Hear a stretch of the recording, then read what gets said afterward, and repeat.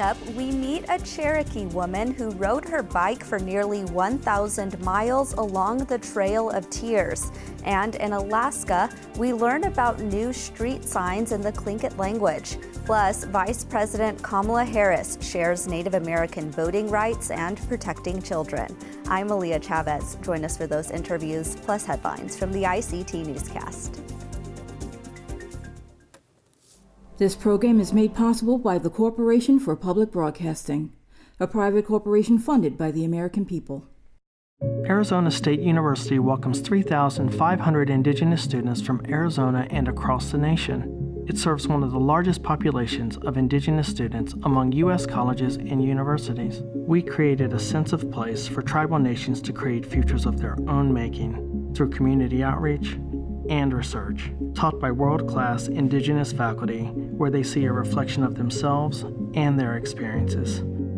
Find community at ASU.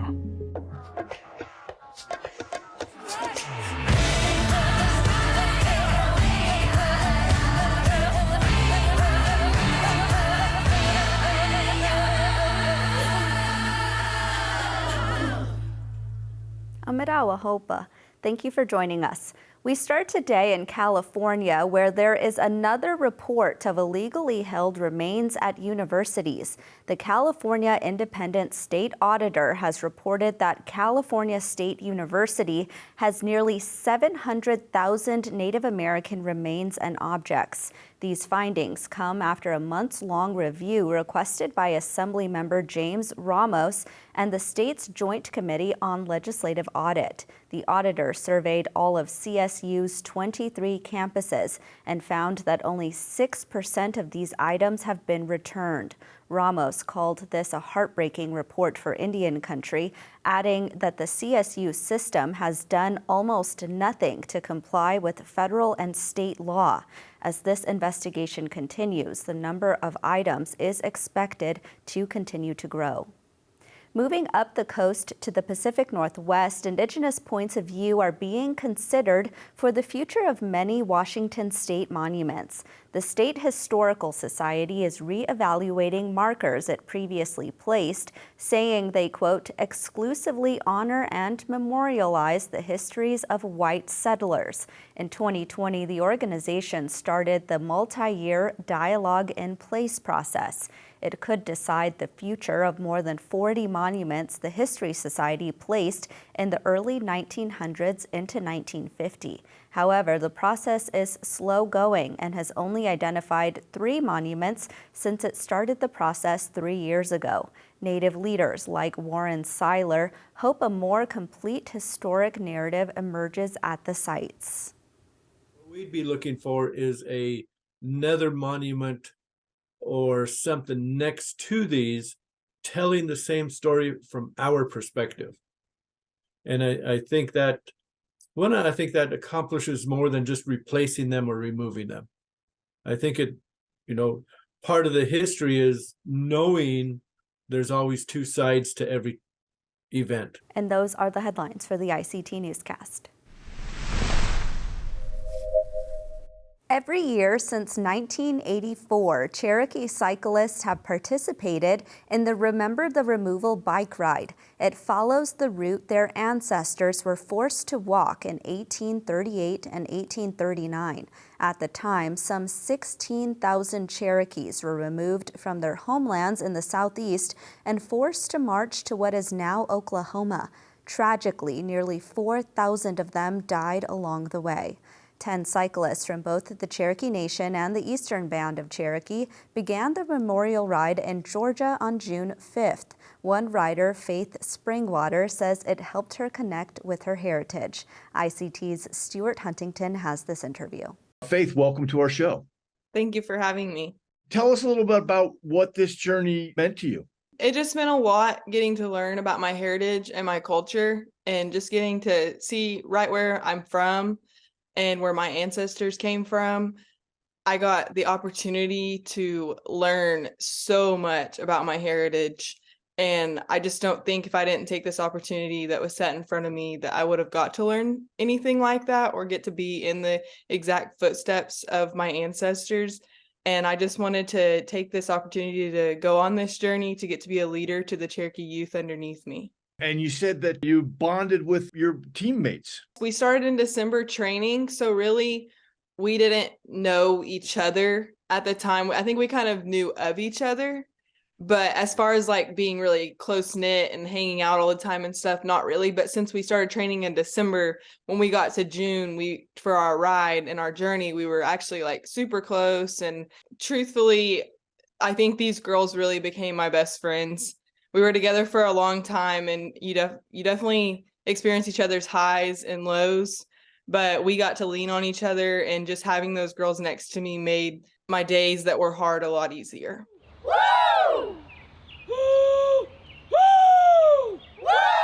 Do you think you're going to be able to share what you've learned with some other people in your region, in your nation? Yes, I've already been asked by some teachers here in where I went to Tahlequah High School. So some of the elementary schools around here, a few teachers have asked me if when school starts back up, if I could come to like their history class and just tell them about my experience. And your dad was on the journey with you. When we went to Cherokee, North Carolina in the beginning for the first like 5 days, my mom and dad got to come. Hey, Mom. Hey, Dad. And for me and my dad, it was just really cool that I got to experience it with my dad. I obviously wish like my siblings could have came, but everyone's busy and has different life experience and stuff going on right now. But I was very thankful that my parents got to come and we got to see all of the historical stuff in Cherokee and New Echota. Was any of that stuff painful to see? Yeah, some of it was definitely. It's all hard to take in a little bit, just because, we just get a small glimpse of what the trials and tribulations that they went through. So just getting a small glimpse was really heart-tearing at times. So I just can't even imagine what they went through when it was freezing, or, they didn't have food, they didn't have shelter, someone to take care of them, or, babies dying, or your family members dying, and you just have to get up the next day and you just have to keep going. And we had the luxury of riding a bike, and we had family at home, and we knew where we were going, and we knew that, we were going to get to sleep in a bed every night, and that we were going to be fed lunch and fed dinner and be safe. What maybe has changed since you've done this journey inside of you? So for me, I've always lived here in the heart of the Cherokee Nation. I was born at Hastings Hospital. I think I took a lot of it for granted. I didn't really realize, what my ancestors went through and everything that I have now. I just think I took a lot of things for granted and didn't realize, what we were put through to get what we have now. And we are just a growing nation. Tahlequah is a growing town. And I think I just learned to not take so many things for granted and to just really understand why I'm here, and that we are still here, and that my Cherokee people were resilient in everything they did. Did it feel special going back all the way? Yes. So I had never actually been out to Cherokee, North Carolina. So that was super neat. Just getting to see some of that stuff, and then going down to Georgia and getting started down there. But for the first 3 or 4 days of our riding, we still got to see some historical sites. So it was super cool. And we had Jack Baker with us, and he is a book of knowledge on the Cherokee culture. So he was awesome to have with us and just getting to teach us. And one of my favorite spots, I think, was we stopped at the Nancy Harlan house, and I'm a direct descendant from her. So that was super cool to kind of be right there. It was, at times emotional and challenging, but just getting to be there and just take it all in was super neat. So tell me a little bit more about Jack Baker. Think about our ancestors going up, having to pull up their elders and their kids and all of that. You get feeling sorry for yourself. Think about them. Oh man, he's such an awesome guy. He just took the time to come down there with us, and he's been doing it for quite a few years with the Trail of Tears group. So he comes down there with us to Cherokee, North Carolina. He stays through New Echota as we get started on our ride, and he stays for the first couple of days of our ride. And when we stop at these historical sites, we got our genealogies back from David Hampton during training. And when we stopped at these historical sites, Jack Baker had done all of his research and stuff for us.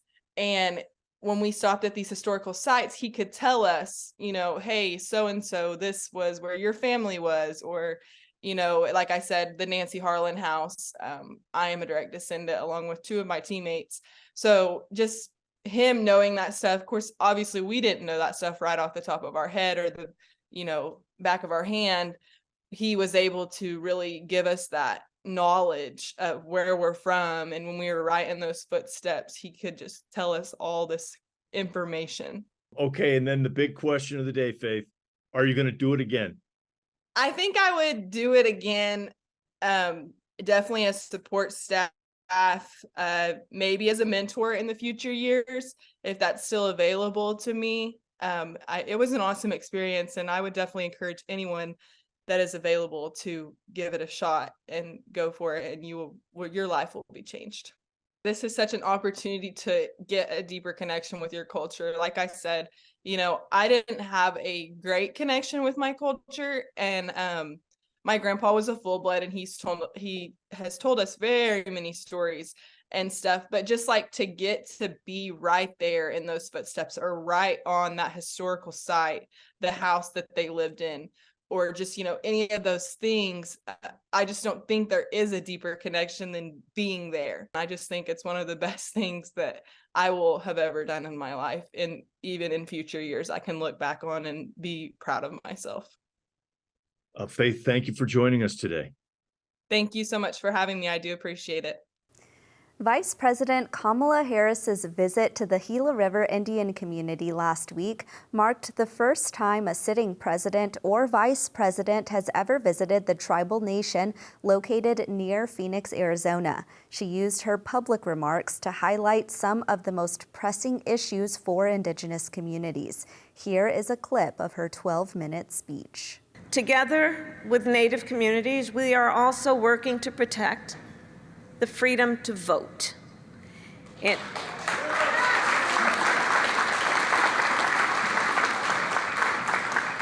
our democracy, the freedom to vote should be sacred. Every eligible voter has a fundamental right to cast a ballot and make their voice heard. But we know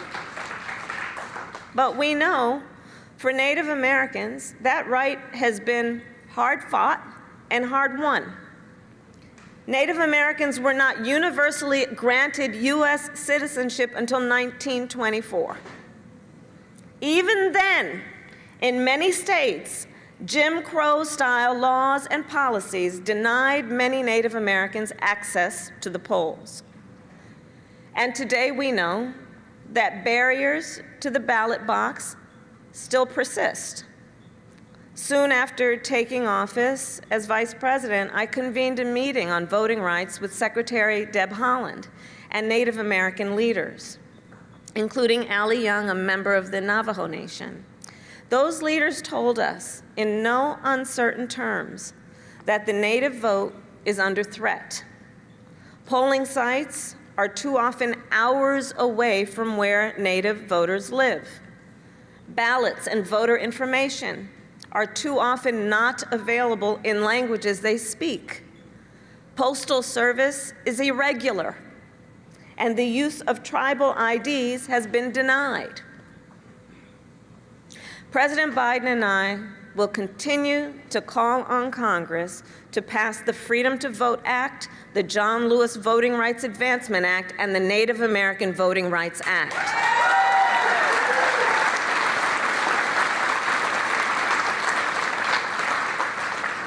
Together, these bills would set national standards for voting, such as 2 weeks of early voting, drop boxes in convenient locations, same-day automatic voter registration. For example, we have heard from many Native leaders, it was part of the conversation we had in my office, that it is so difficult to even register to vote because there is not an in-person registration site in the area, or because they do not have access to high-speed internet to register online. So to help more folks get registered to vote, we are also working to put voter registration sites in Indian Health Service locations. Yes. In addition, we are well on our way to connect every household with high-speed internet, which has been a high priority for us. And for so many, the point was highlighted during the height of the pandemic. Since taking office, President Biden and I are proud of the progress we have made in partnership with the leaders who are here. And we know we have much more to do. We must continue to fight to address the urgent crisis of missing and murdered Indigenous people. I feel very strongly about that. We must continue to fight to make sure all Native people, in particular all Native young people, have the mental health resources they need.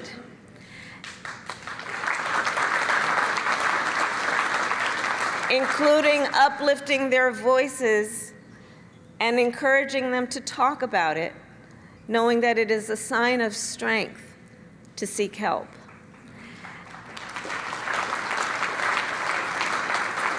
And we must continue to defend the Indian Child Welfare Act.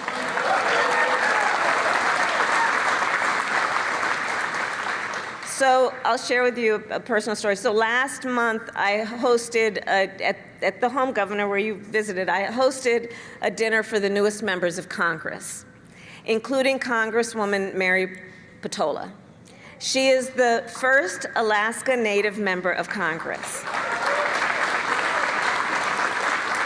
And she is a champion for all Native communities. And so that particular day, by coincidence, that same morning that I was hosting the dinner that evening, that same morning was the morning that the United States Supreme Court rejected that attempt to gut ICWA. And that night, then, as she arrived at the house, she and I just shared a special moment because we both understood what these attacks have meant, the failure to enforce the rules have meant, the failure to prioritize this, what it means. And so she and I basically shared, we hugged and we talked about it, a moment of profound relief and celebration, knowing the significance of this victory for tribal communities and tribal sovereignty, knowing for centuries Native children were taken from their families and community in violation of basic human rights, and it was an attack on the very existence of tribal nations. So I celebrate, as we all do, what happened at the court. But when you read closely the attacks and how the court ruled, let's be fully aware of not only the essential protection that ICWA provides, but also understand that whatever gains we make will not be permanent if we're not vigilant. You know, years ago, I was the head of the San Francisco City Attorney's Division on Families and Children, and I worked on many ICWA cases. And as Attorney General of California, I partnered with tribal leaders and child welfare agencies and others to enforce ICWA. So while we applaud the Supreme Court's decision, I am very clear-eyed. We know this will not be the last threat to this very important law, and we must continue to work together, and we will work with Native leaders to safeguard the protections of ICWA.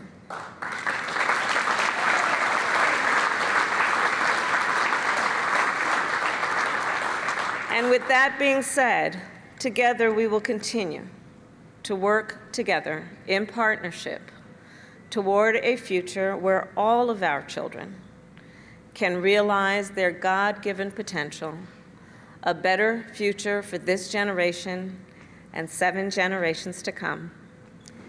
In that fight, together we will work to continue to strengthen this partnership, to count on your leadership, and to work together in support of our common cause. So may God bless you, and may God bless America. Thank you all. I sat down with the Vice President for an exclusive conversation after she gave this speech. You can watch our full one-on-one interview at ictnews.org. Just search for the headline, Vice President Kamala Harris, we should be looking to what should be. The first batch of street signs using the Tlingit language include a stop, yield, children at play, and street names, and they are now lining the roads of Haines, Alaska. The Haines Borough government and the Cherokee Indian Association collaborated to honor the culture of the community. Joining us now virtually to talk about this initiative is the mayor of Haines, Douglas Olerud, and tribal administrator of the Cherokee Indian Association, Harriet Brulette. Welcome, Mayor Olerud, and hello to you, Harriet. Hello. Hello. Mayor Olerud, let's start with you. How did this initiative happen to begin with? Last summer, Harriet was in the office and we had talked about a couple things, and she asked about the possibilities. She has a dream of hers, and she wondered if we'd be interested in working on some Tlingit language street signs. And I thought it was a great idea, and we've been collaborating with Cherokee Indian Association and Harriet since, and we've finally got the first ones up. And Harriet, let's go to you. So far, 5 signs have been put up. What has been the community reaction to this initiative? The reaction has been very positive. I was surprised. We waited until we thought that the community was ready and that we had the right mayor in office so that we could reach out and ask to do this. This is a predominantly non-native community, so it was, I was a little unsure about how it would be received, but so far the community has been very much in support, and actually some of our tribal members have been very emotional when they see these signs. Harriet, I'm really curious why it is important, just to put it bluntly, why it's important that Tlingit signs like this exist to begin with. Our language is a dying language. When my mother was born, she was a birth speaker. My dad spoke the language as a second language, but when I was growing up, it was not okay for us to speak the language. So I would listen to them communicating at home, and I could understand what they were saying, but they would never teach myself or my siblings how to speak the language. My mother said it wasn't important, and it was more important for us to get a Western education. But when my children were born, I wanted them to be proud of who they were. And part of that pride is understanding language, because the Tlingit language is so much, it's different than English, and it's hard to explain it in English. But it's a different way of thinking. It opens up your mind to another way of thinking. And if we normalize our language in our community, we normalize it in the other communities surrounding us, it becomes more acceptable to the non-native community. And hopefully our words such as gunishchish, which is thank you, become commonplace. In Hawaii, everyone says aloha and mahalo, and everyone understands that. And hopefully it will be the same with our language one day. I understand that the signs were manufactured in Juneau and that the capital city hopes to see similar signage in the future. For each of you, how does it feel to have this representation spread to other communities? And Mayor Olerud, we'll start with you and then go to Harriet. I think that would be a great outcome. As Harriet alluded to, generations before us were taught not to speak the language, and it was kind of being pushed out. And hearing those stories and seeing the effect that had on friends of mine and their families growing up, to have the Haines maybe be the spot where this kind of grows throughout Southeast and more people become comfortable with the Tlingit language, I think that's a really cool opportunity for us. A few weeks ago, our representative, Jesse Keel, was in town, and Mayor Olerud was speaking to him about the fact that we were putting signs up, and he, of course, lives in Juneau and was envious that Haines was the first community in Alaska to put up these signs. So And this has been a wonderful occurrence. Mayor Olerud, I'm really curious, as you just mentioned, as an elected official, you of course have to answer to voters. Being an ally of this initiative, maybe talk about what was going through your mind in terms of making these Tlingit language signs happen, but also appealing to voters who might not be in favor of an initiative like this. Honestly, that never crossed my mind. I've had the good fortune to have numerous friends in the Tlingit community growing up. I've been adopted by the Katzik family and given my own Tlingit name and sealskin vest to add wear to ceremonies and potlucks. And they've been very generous in welcoming me and my family into the culture and teaching it. And so I really wasn't worried about anybody that didn't like this. I thought it was the right thing to do. And my thoughts kind of stop there. Well, Mayor Olerud and Harriet, thank you so much. Thank you. And that's a slice of our Indigenous world. For all the latest, visit ictnews.org. From all of us in the newsroom, stay safe, my relatives.